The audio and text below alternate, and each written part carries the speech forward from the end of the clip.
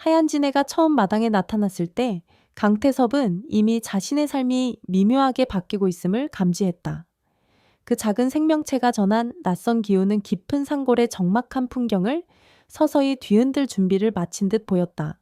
강원도 상안지대에 자리 잡은 작은 마을 그곳에서 태섭은 이른 가까운 나이에 혼자 살고 있었다. 마을은 옛날부터 길이 험하고 나무가 울창해 외부 사람들에게는 곧자리 친 동네로 불리곤 했다. 그러나 태섭에게는 어려서부터 살아온 고향이었다. 아내가 세상을 떠난 뒤 그는 이곳을 벗어나겠다는 생각을 한 번도 해본 적이 없었다. 산비탈에 지어진 작은 기와집 그 집에서 태섭은 날마다 해가 뜨기도 전에 눈을 떴다. 새벽 4시면 을의 정신이 또렷해졌다. 방 안에는 따스함보다 서늘한 바람 기운이 먼저 스며들었다. 그는 가끔씩 가슴이 답답해질 때면 방문을 열고 마당으로 나서곤 했다. 닭 우는 소리가 아스라이 들리는 그 시간대 산등성이를 휘돌아 넘는 칼바람 소리가 귓전을 살짝 시리게 했다. 태섭은 원래부터 말이 적었다. 마을에서 이장도 하지 않았고 나이가 들어서도 노인회에 들지 않았다. 모임에 가면 고지식하다는 이야기를 듣곤 했지만 그는 그런 평가에 신경 쓰지 않았다. 아내가 떠난 이후로 더욱 고독을 감내하는 법을 익혀야 했고 오랜 세월을 그렇게 살아왔다. 사실 그 외로움이 이제는 일상이 되어버렸다고 해도 과언이 아니었다. 며칠 전부터 태섭은 이상한 꿈에 시달렸다. 꿈속에서 희미한 형체가 마당을 기어다녔고 그것이 지네인지 뱀인지 정확히는 알 수 없었으나 색깔이 유난히 창백했다. 꿈이라기엔 너무 또렷해서 잠에서 깨도 그 그림자가 머릿속을 맴돌았다. 그날부터 태섭은 밤에 잠들기가 점점 어려워졌다. 침대에 누워 뒤척이다가 갑작스레 식은땀을 흘리곤 했고 새벽이면 까닭 모를 한숨을 길게 내쉬었다. 그러던 어느 날 그는 다시 새벽에 잠에서 깼다. 습관처럼 방문을 열고 마당으로 나왔는데 이번에는 이상한 기척이 뚜렷했다. 흐릿한 달빛이 마당을 희미하게 밝히고 있었다. 그 가운데서 무언가 희게 빛나는 것이 움직였다. 태섭은 시선을 고정하고 가까이 다가갔다. 그것은 놀랍게도 몸통 전체가 흰빛에 가까운 지네였다. 농사일을 오래 한 탓에 지네나 뱀 온갖 벌레를 수없이 봐온 그였다. 마당에서 해충을 발견하면 즉시 돌을 들어 내리치거나 약을 뿌려 없애는 것이 그의 습관이었다. 그런데 이번에는 이상하게 손이 떨려 돌을 들 수가 없었다. 몸이 얼어붙은 듯 멈춰서기만 했다. 잠시 후 하얀 지네가 태섭의 발끝 가까이로 다가왔다. 그리고 고개를 들어 태섭을 바라봤다. 지네가 뭔가를 바라본다는 느낌은 생전 처음이었다. 그 순간 태섭은 숨소리조차 크게 낼 수 없었다.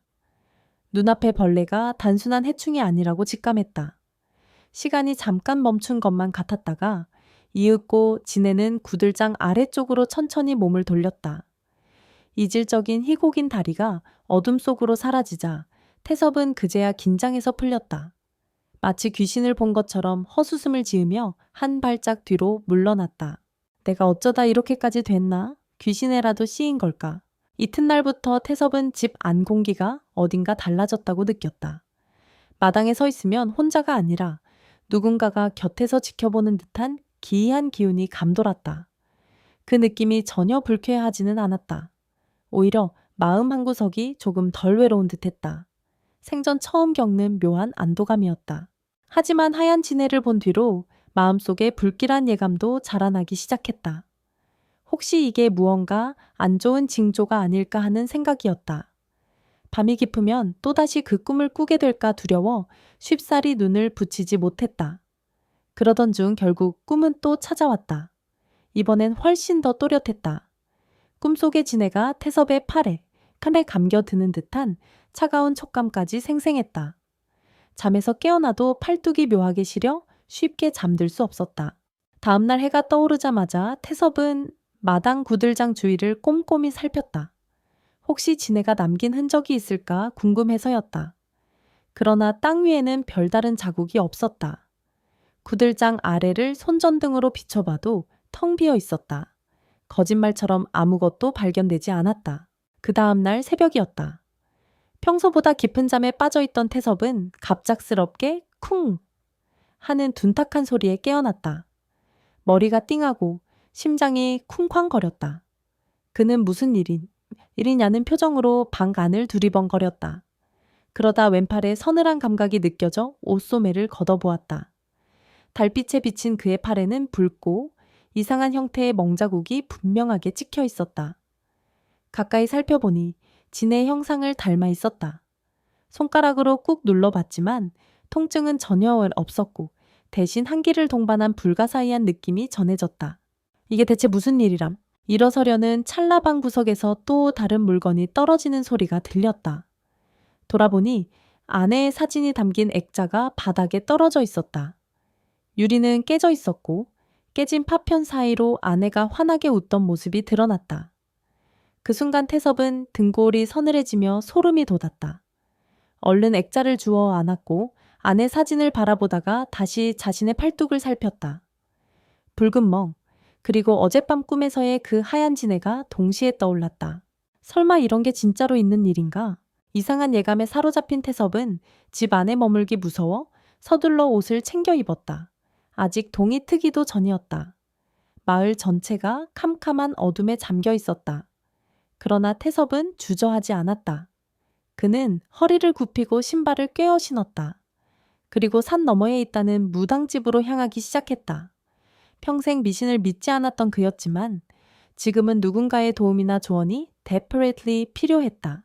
산길은 매서운 바람에 얼어붙어 있어 걷기가 쉽지 않았다. 그러나 태섭의 발걸음은 흔들리지 않았다. 땀이 이마에 맺혔고 옷깃 사이로 차가운 바람이 파고들었다. 1시간 가까이 걸어 도착한 무당집은 이미 불이 환했다. 문을 두드리자 머리가 희끗한 늙은 무당이 놀란 표정으로 그를 바라봤다. 이른 시간에 어쩐 일이시오? 태섭은 말문이 막혔으나 결국 왼팔을 걷어 올려 진의 모양의 붉은 멍을 보여주었다. 밤새 생긴 이 자국과 마당에서 본 하얀 진의 이야기를 털어놓자 무당은 순간 안색이 변했다. 눈빛이 매섭게 빛나더니 이내 단호한 목소리로 물었다. 설마 그 진해를 살려 두셨소? 밟거나 잡아서 없애지 않고 그냥 보내셨단 말이오. 그냥 손이 떨려서 죽이지 못했소.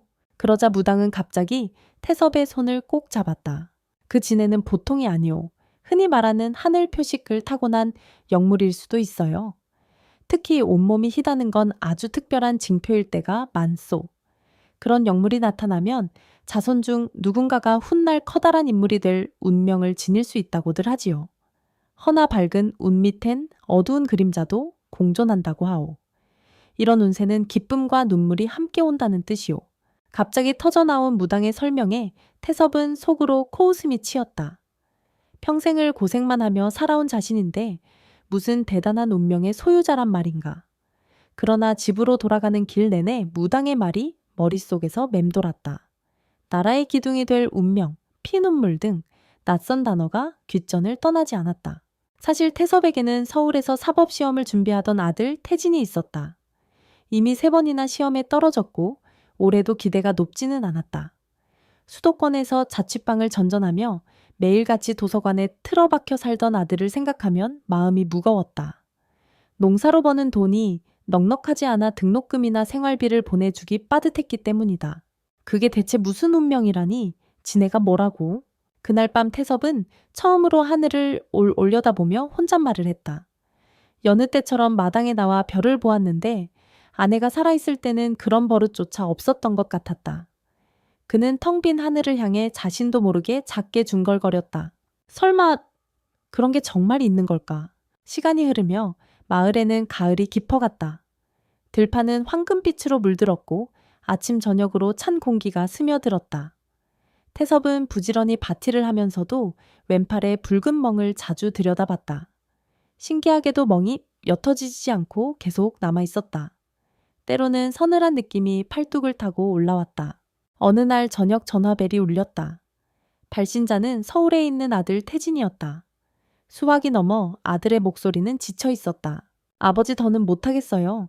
올해도 시험에서 떨어질 것 같아서 이제 그만해야 할 것 같습니다.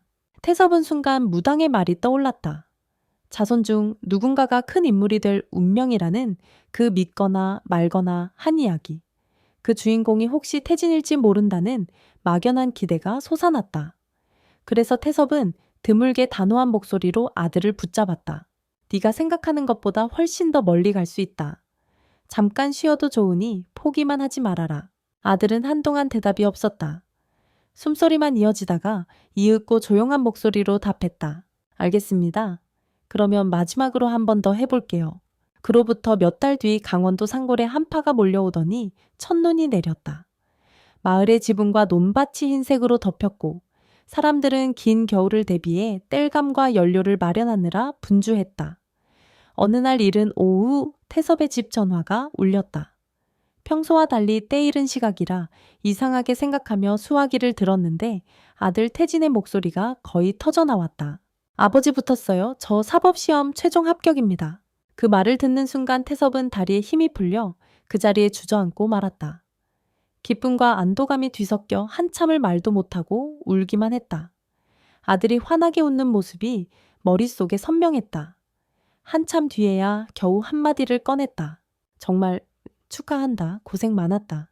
전화를 끊은 뒤 태섭은 마당으로 나가 향을 피웠다. 그리고 구들장 아래를 향해 조용히 절을 올렸다. 살려줘서 고맙다. 지네가 정말 영물이든 아니든 상관없었다.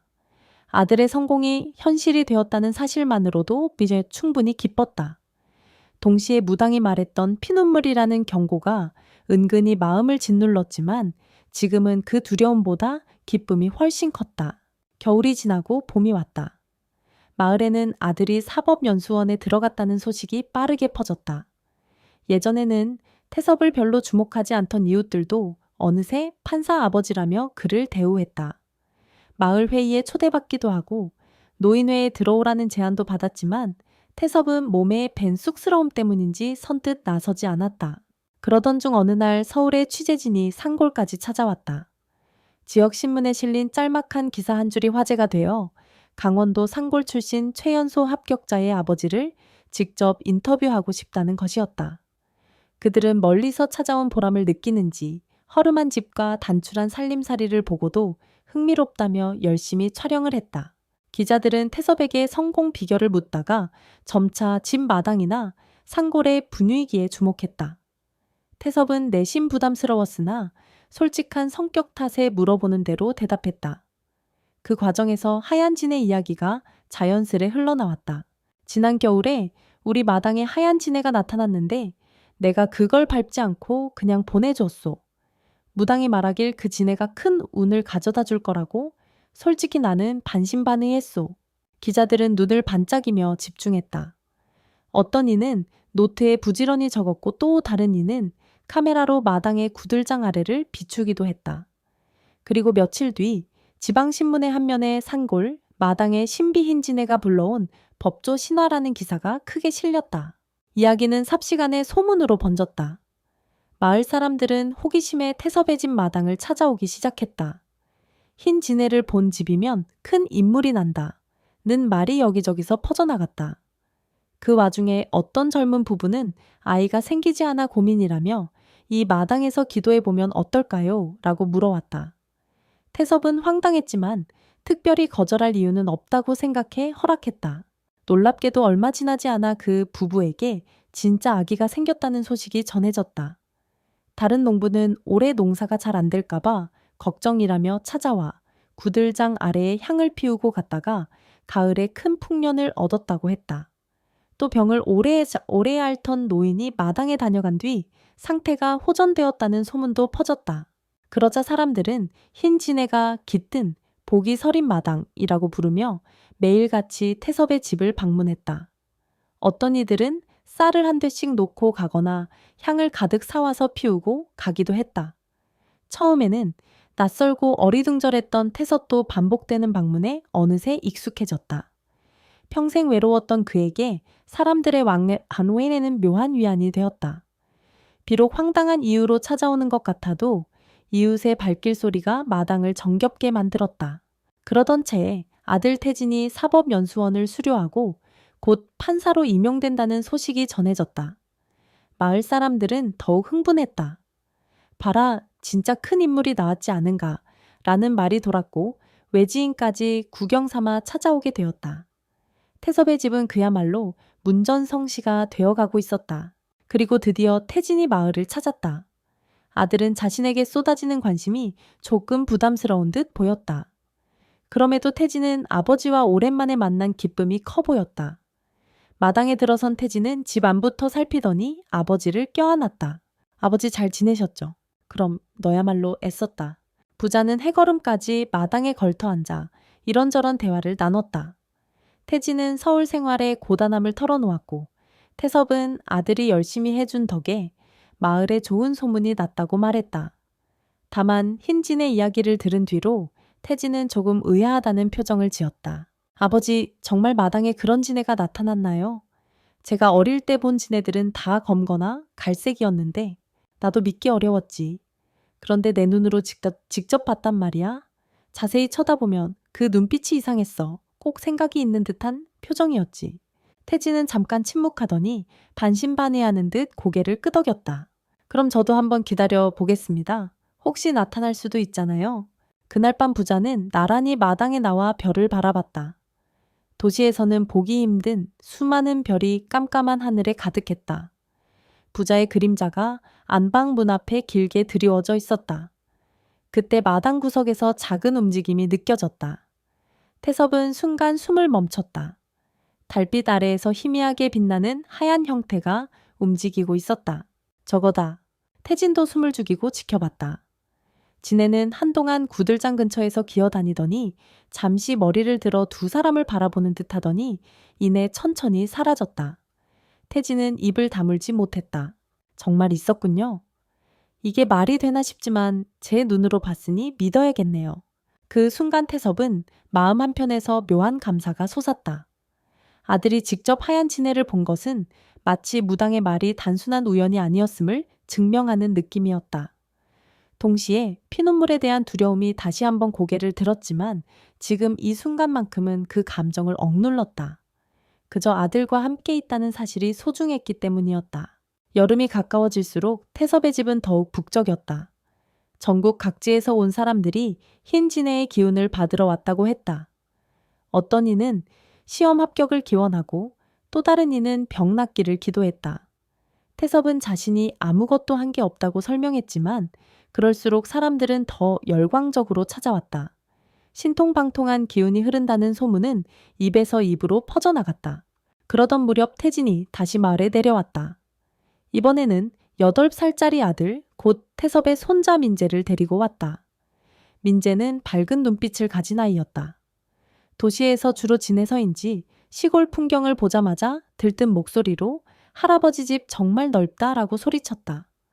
마당 곳곳을 뛰어다니며 먼지 묻은 구석구석까지 살폈다.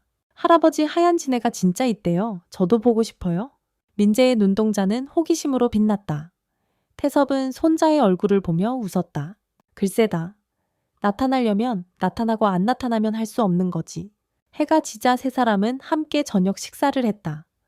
마을에서 기른 싱싱한 채소와 인근 계곡에서 잡아온 민물고기로 차린 소박한 밥상이었지만 가족의 웃음소리 덕분에 푸짐한 느낌이었다.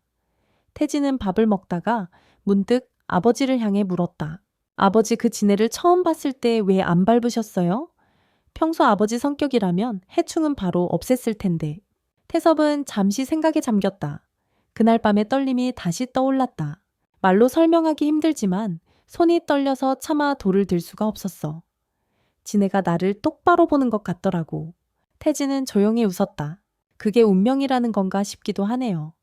만약 아버지가 그날 밟아버렸다면 제 인생은 달라졌을 수도 있고요. 그건 모르지. 네가 합격한 건 내 노력 덕분이다. 다만 그 지네가 뭔가 길을 열어줬을 수도 있어. 그날 밤 민재는 이부자리에서 금세 잠이 들었다. 태진과 태섭은 마루에 걸터앉아 오랜만에 오붓한 대화를 나눴다. 태진이 말했다. 판사 일이 생각보다 무겁습니다. 법정에서 내가 하는 한마디가 사람 인생을 뒤바꿔 놓기도 하니까요. 그러자 태섭은 아들을 조용히 바라봤다. 네가 그 책임을 잘 감당할 거라고 믿는다. 네가 힘들면 이 아버지가 아직은 살아있으니 언제든 기대도 된다. 그 순간 마당 어디선가 작은 기척이 들렸다. 이미 어둠이 짙게 깔린 시간이었다. 태섭과 태진이 동시에 시선을 돌렸는데 달빛 아래서 하얀 지네가 스르륵 움직였다. 처음 본 날처럼 긴장되지 않았다. 오히려 익숙한 존재처럼 느껴졌다. 지네는 잠시 두 사람을 바라보는 듯 멈췄고 이내 조용히 구들장 밑으로 들어갔다. 다음날 아침 민재는 깨어나자마자 마당을 샅샅이 뒤졌다. 하얀 지네를 직접 보고 싶다고 난리를 쳤지만 지네가 어디 쉬이 모습을 드러낼 리 없었다. 아쉬워하는 민재를 보며 태섭은 가끔 나타나는 친구라서 쉽게 못 볼 수도 있단다 라고 달랬다. 민재는 조금 실망한 기색을 보였으나 이내 다른 장난거리를 찾아 뛰어다녔다. 며칠 후 태진과 민재는 다시 도시로 돌아갔다. 태섭은 마당에 우두커니 남아 여느 때처럼 새벽 공기를 마셨다. 지난날의 고독이 어쩐지 그리 낯설지 않았다. 다만 이제는 언제든 가족이 찾아올 수 있다는 사실이 마음 한켠을 따뜻하게 밝혔다. 그 후로 몇 달 계절이 바뀌고 봄이 되었다. 산골 마을은 새싹이 올라오고 논밭에 물을 대는 소리가 요란해졌다. 태섭도 부지런히 밭일을 하고 자그마한 텃밭에 씨앗을 뿌리며 하루하루를 보냈다. 하얀 지네가 갑작스레 다시 나타날 줄은 몰랐지만 이제는 그 모든 것을 담담하게 받아들이게 되었다. 그러던 어느 날 의외의 손님이 찾아왔다. 이번에는 차가 아닌 자전거를 타고 들어왔는데 놀랍게도 민재였다. 뒤이어 태진의 차가 마을 입구에 섰다. 민재는 환한 표정으로 할아버지 저 방학했어요. 라며 신나게 소리쳤다. 태진이 차에서 내려 미소 지었다. 민재가 요즘 시골에서 지내고 싶다고 졸라서요. 여기서 조금 머물게 해주시면 어떨까요? 태섭은 민재의 커진 키를 보며 흐뭇하게 웃었다. 그럼 언제든 환영이지. 마당으로 들어온 민재는 자전거를 세워두고 이리저리 마당을 둘러봤다. 커다란 고무대야 장작더미 한쪽에 세워둔 낡은 괭이까지 모든 것이 호기심거리였다. 그런데 바로 그때 민재가 눈을 번쩍이며 소리쳤다. 할아버지 저기 하얀 지네. 태섭과 태진은 동시에 시선을 돌렸다. 아침 햇빛이 비치는 마당 구석의 풀숲 사이로 정녕 하얀 지네가 또렷하게 기어오고 있었다. 언제 봐도 신비로운 빛깔이었다. 지네는 마치 자기를 발견하길 기다렸다는 듯 망설임 없이 민재 쪽으로 다가왔다.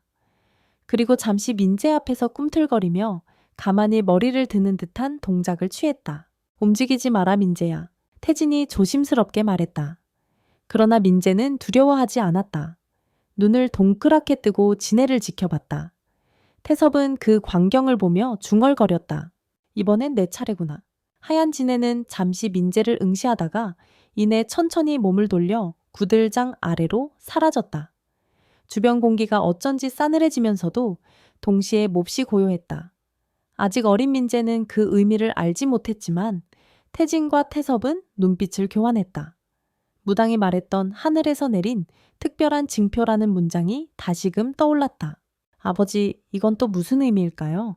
태진이 낮은 목소리로 물었다. 태섭은 기나긴 숨을 내쉬며 대답했다. 내가 무당에게 들은 말을 그대로 믿는 건 아니지만 민재한테도 뭔가 특별한 운이 깃들 수 있다는 얘기겠지. 이번에는 더 큰 사람이 될지도 몰라. 태진은 그 말에 살짝 떨리는 표정을 지었다.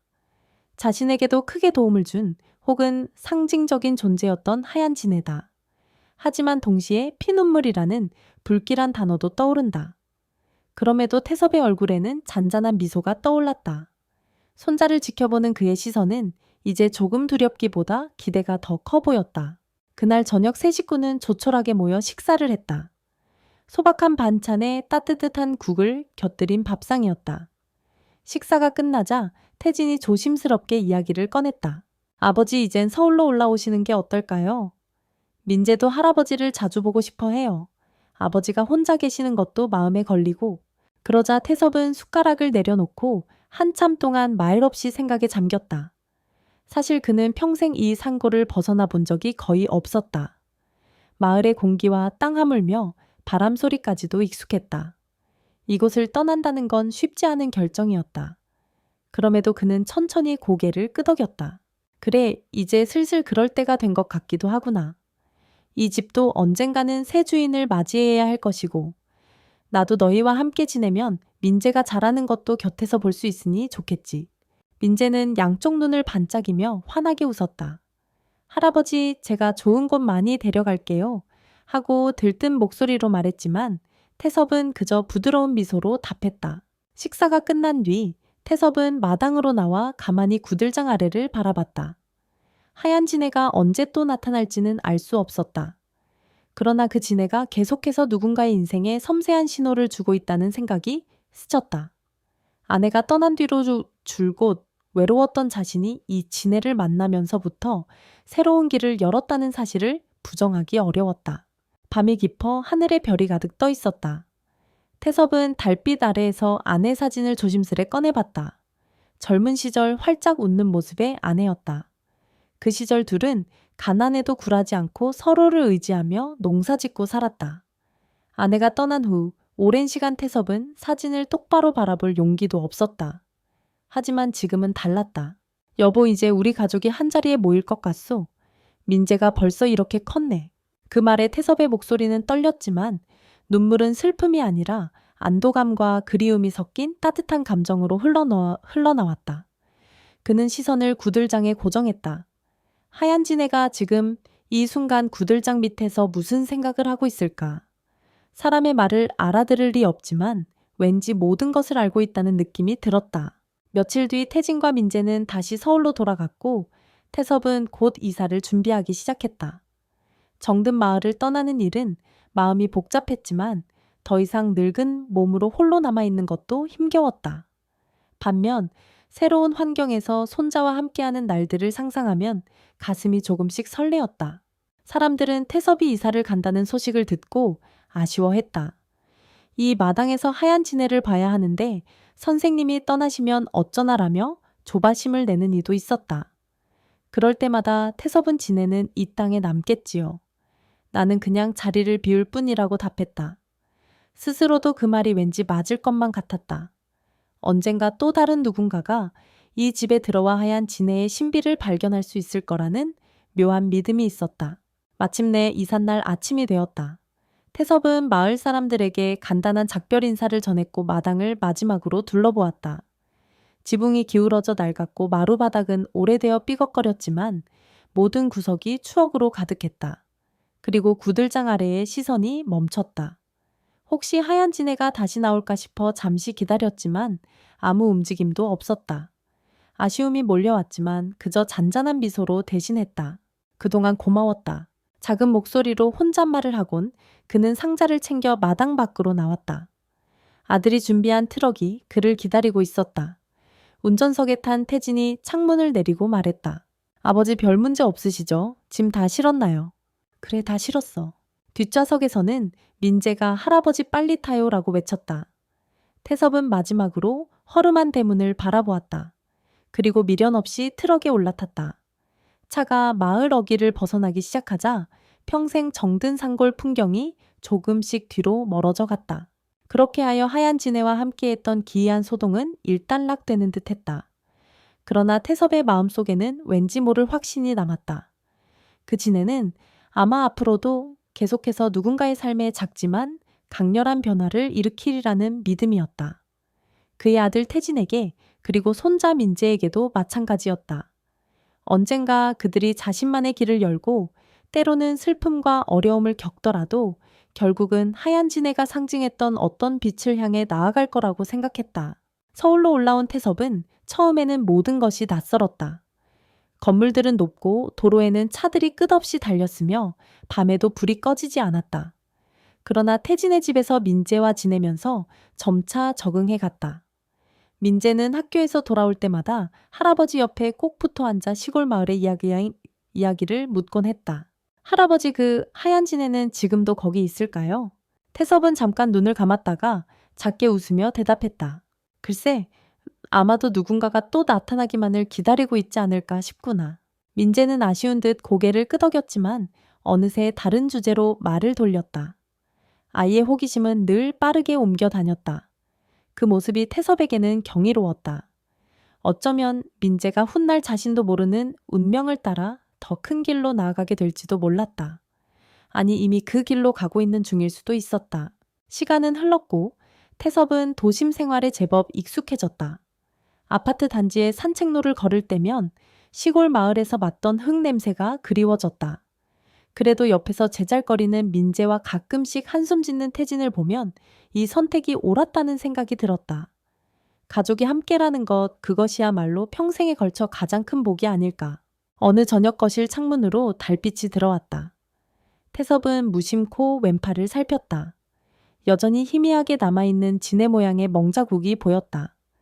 예전처럼 차갑지는 않았지만 가끔씩 그 부위를 만질 때면 가슴 어딘가가 찌르르해졌다. 그것은 일종의 기억이자 상징이 되었다. 하얀 지네가 남긴 흔적은 아직도 그의 삶에 조용히 스며들어 있었다. 민재가 학교에서 장래 희망을 적어 오라는 과제를 받던 날, 아이는 곰곰이 생각하다가 할아버지에게 물었다. 할아버지, 저는 커서 뭘 하면 좋을까요? 태섭은 쉽게 대답하지 않았다. 대신 민재에게 시골 마당에서 지네를 봤을 때 어떤 기분이었는지 물었다. 조금 무서웠어요. 그런데 한편으로 신기하고 멋있기도 했어요. 마치 뭔가를 말해주는 것 같았어요. 태섭은 손자의 머리를 쓰다듬었다. 그 마음 그대로 간직하고 열심히 살아봐라. 언젠가는 네가 진짜 원하는 길이 보일 거다. 민재는 그 말을 듣고 잠시 생각하더니 방으로 들어가 숙제를 시작했다. 그 모습에 태섭은 작게 미소 지었다. 그 순간 시골의 달빛이 떠올랐다. 그리고 그때 마당에서 바라보던 하얀 지네의 시선이 뇌리로 스쳐 지나갔다. 인생이란 언제 어디서 어떻게 펼쳐질지 알 수 없다. 분명한 것은 작은 계기나 사건이 때로는 사람을 완전히 바꿔놓는다는 사실이다. 태섭에게 하얀 지네는 바로 그런 존재였다. 시작은 단순히 밤중에 마당을 기어다니던 이상한 벌레였지만 결국 아들의 길을 터주었고 여러 사람에게 희망의 이야기를 전했으며 손자 민재에게도 새로운 가능성을 암시했다. 이후로도 때론 힘든 일이 찾아올 것이고 삶은 결코 한결같지 않을 것이다. 그러나 태섭의 마음에는 늘 작은 믿음이 자리했다. 땅속 어둠을 헤치고 나타난 새하얀 형체처럼 언젠가 또다시 누군가의 인생에 기적 같은 빛을 비춰줄 거라는 믿음 말이다. 지금 이 순간 구들장 아래의 하얀 지네는 이 모든 것을 알고 있을까? 아마도 사람의 언어로는 설명할 수 없는 어떠한 흐름 속에서 조용히 다음 여정을 준비하고 있을지도 모른다. 태섭은 그것만으로 충분하다고 생각했다. 그가 살아온 긴 세월의 외로움이 결국 누군가와 함께하는 길로 이어졌으니 말이다.